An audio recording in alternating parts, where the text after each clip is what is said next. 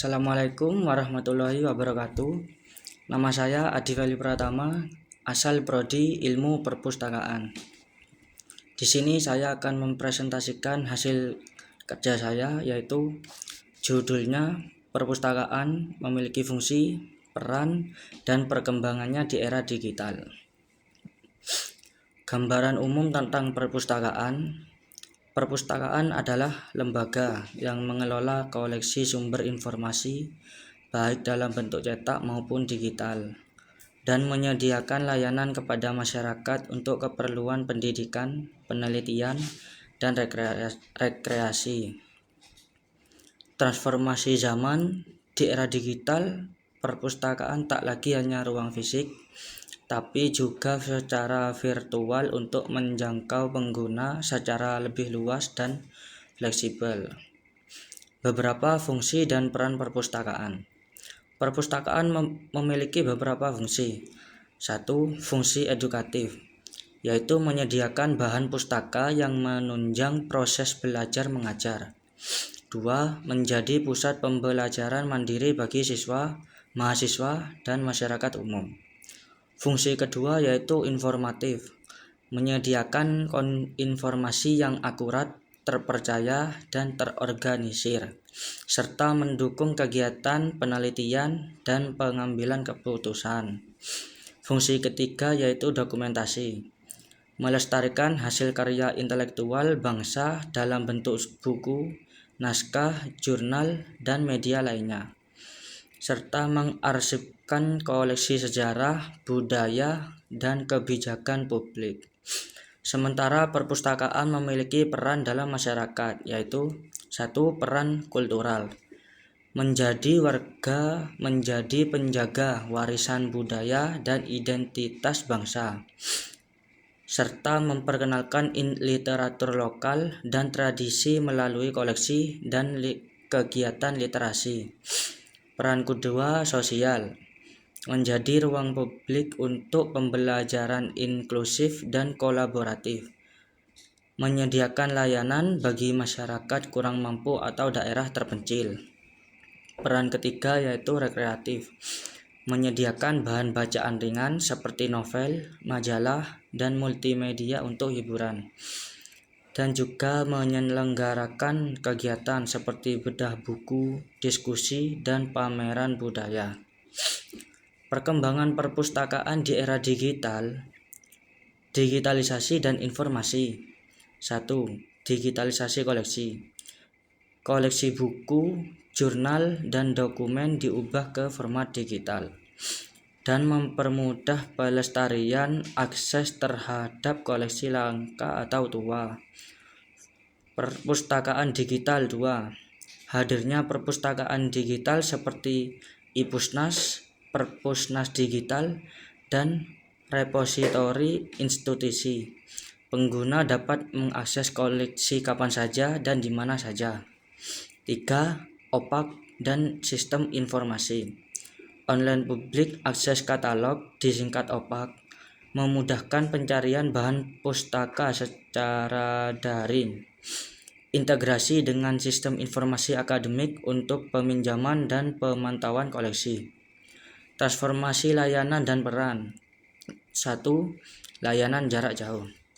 Layanan referensi, konsultasi, bahkan pelatihan literasi informasi kini tersedia secara daring melalui video call, email, dan chatbot. 2. Pustakawan digital. Pustakawan bertransformasi menjadi fasilitator informasi, bukan sekedar penjaga rak buku, dan terampil dalam mengelola database, metadata, serta sumber digital. 3. Perubahan fisik dan virtual. Desain perpustakaan lebih ramah teknologi, ruang baca digital, wifi gratis, ruang diskusi, virtual library tours, e-resource training, dan live event streaming menjadi umum. Keterlibatan dan inovasi. 1. Gamifikasi dan interaktivitas, menggunakan pendekatan interaktif seperti AR atau VR dan gamifikasi untuk menarik minat pengunjung. 2. Kolaborasi global, terhubung dengan database dan perpustakaan internasional seperti JSTOR, ProQuest, dan perpustakaan dunia digital World Digital Library. 3. Analitik dan kecerdasan buatan. Teknologi AI digunakan untuk rekomendasi bacaan, analisis kebiasaan pengguna, dan manajemen koleksi berbasis data. Beberapa tantangan dan peluang perpustakaan digital yaitu 1. Kesenjangan akses teknologi. Tidak semua penggunaan memiliki akses internet yang stabil atau perangkat digital.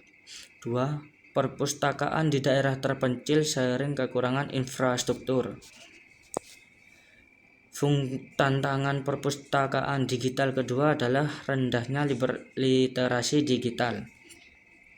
Banyak pengguna masih kesulitan mengakses, menilai, dan menggunakan informasi digital secara efektif. Diperlukan juga pelatihan dan pendampingan.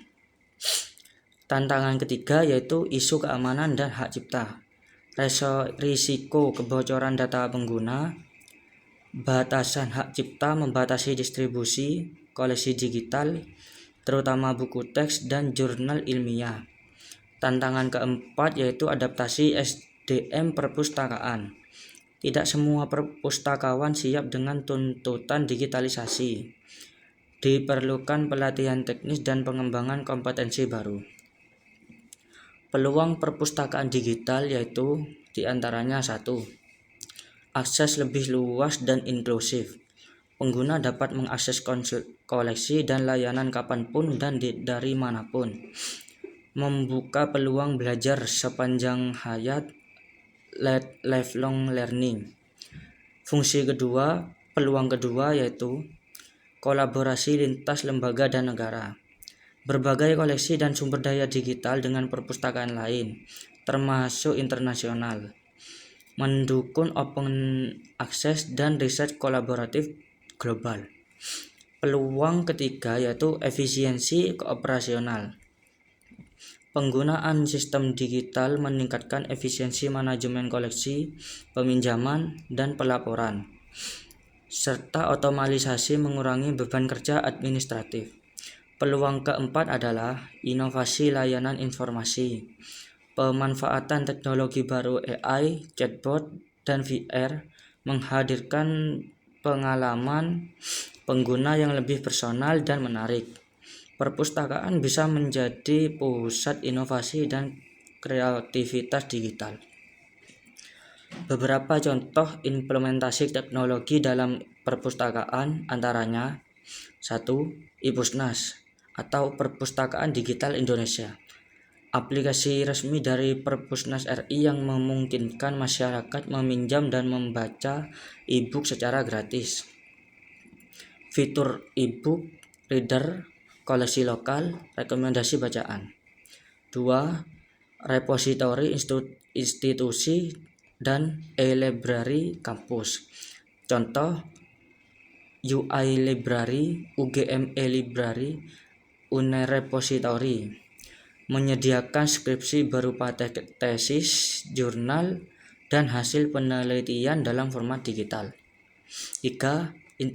Integrasi dengan Learning Management System atau LMS. Kolaborasi perpustakaan dengan platform pembelajaran daring seperti Moodle, Google Classroom, atau Spada. Mempermudah dosen dan mahasiswa mengakses referensi secara langsung dari sistem pembelajaran. Teknologi interaktif dalam layanan, contohnya 1. QR kode untuk koleksi dan navigasi. Memindai kode QR untuk mendapatkan info buku, lokasi rak, atau konten tambahan.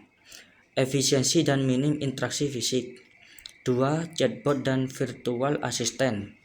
Layanan berbasis AI untuk menjawab pertanyaan pengguna 24 jam sehari atau 7 hari seminggu. Contohnya Ask a Librarian berbasis WhatsApp atau web chat. Ketiga, teknologi augmented reality atau AR dan virtual reality atau VR. menjelajah isi buku atau ruang perpustakaan secara virtual. Contohnya, tur virtual perpustakaan, koleksi interaktif sejarah, ataupun museum. Otomatisasi dan smart library. 1. RFID, yaitu Radio Frequency Identification, digunakan untuk pelacakan buku, sistem peminjaman mandiri atau safe loan, dan keamanan koleksi, mempercepat proses sirkulasi koleksi. 2. Smart Library atau perpustakaan tanpa petugas, sistem otomatis yang memungkinkan pengguna mengakses lokasi, meminjam, dan mengembalikan buku tanpa staf. Ketiga, sistem rekomendasi berbasis AI, menganalisis perilaku pembaca dan memberikan rekomendasi bacaan personal. Contohnya yaitu sistem seperti di Amazon atau Netflix, tapi untuk perpustakaan. Dari isi yang saya presentasikan, saya memiliki beberapa kesimpulan dan juga saran. Kesimpulan 1 yaitu perpustakaan memiliki peran sentral dalam mendukung pendidikan, penyediaan informasi, dan pelestarian budaya baik secara fisik maupun digital. Kesimpulan kedua yaitu perkembangan teknologi digital telah mendorong transformasi besar dalam masyarakat, cara perpustakaan mengelola koleksi dan melayani pengguna. Kesimpulan ketiga yaitu layanan perpustakaan kini lebih inklusif, cepat, dan fleksibel, menjangkau masyarakat luas tanpa batasan ruang dan waktu. Kesimpulan keempat adalah perpustakaan digital membawa tantangan seperti kesenjangan akses, teknologi, dan literasi digital, tetapi juga membuka peluang besar untuk inovasi, efisiensi, dan kolaborasi global. Saran untuk pengembangan perpustakaan di era digital diantaranya 1. Peningkatan literasi digital. Perlu program edukasi untuk membimbing masyarakat dalam memanfaatkan sumber digital secara cerdas dan kritis. Saran kedua, pelatihan dan penguatan peran pustakawan. Pustakawan harus dibekali keterampilan teknologi informasi, manajemen data, dan pelayanan berbasis digital. Saran ketiga, pemerataan infrastruktur digital. Pemerintah dan institusi harus mendukung penyediaan akses internet dan perangkat digital, terutama di daerah tertinggal. Saran keempat, kolaborasi antar lembaga. Perpustakaan dapat bekerja sama dengan sekolah, kampus, dan platform teknologi untuk memperluas jangkauan dan kualitas layanan. Begitu saja demikian isi presentasi saya kali ini. Semoga apa yang saya sampaikan dapat bermanfaat bagi kita semua. Jika ada kekurangan mohon dimaafkan karena kesempurnaan sungguh hanyalah milik Allah Subhanahu wa taala. Wassalamualaikum warahmatullahi wabarakatuh.